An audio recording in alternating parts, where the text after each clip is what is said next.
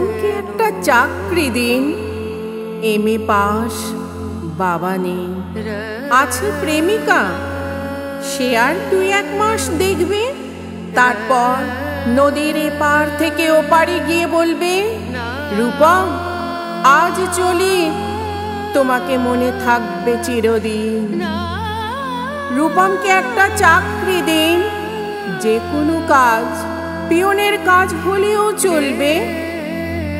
তমাল বাবু phone তুললেন। ফোনের অন্য প্রান্তে যারা কথা বলেন তাদের যেহেতু দেখা যায় না, সুতরাং তারা দুর্গেও। তমাল বাবু মামাকে বললেন, রূপমের একটা চাকরি দরকার।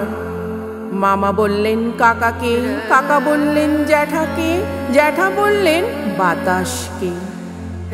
মানুষ জানলে একরকম, কিন্তু বাতাস জানলে প্রথমেই ছুটে যাবে দক্ষিণে। সে বলবে দক্ষিণের অরণ্যকে, অরণ্য বলবে আগুনকে।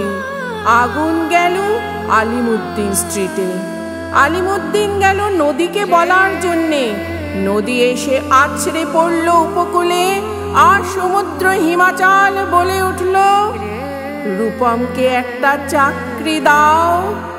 এমএ পাশ করে বসে আছে ছেলেটা।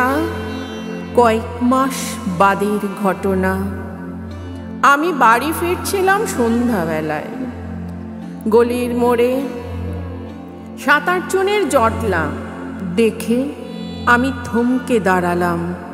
জল থেকে সদ্য তুলে আনা রূপমের ডেড বডি, সারা গায়ে ঘাস, খড়কুটো, হাতের মুঠোয় ধরে থাকা 1 টাকার কয়েন।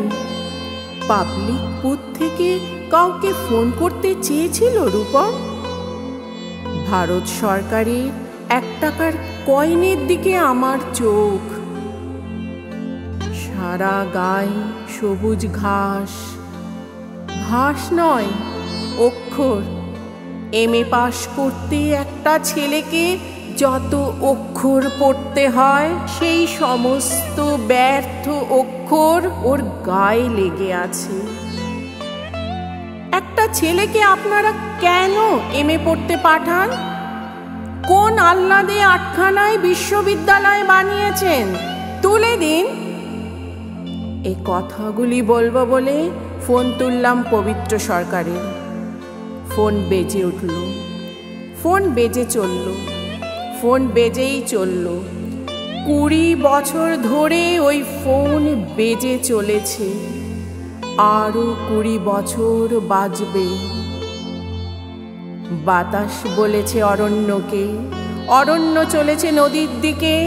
নদী উপকূল থেকে আছড়ে পড়ে বলল, রূপমকে একটা চাকরি দিন।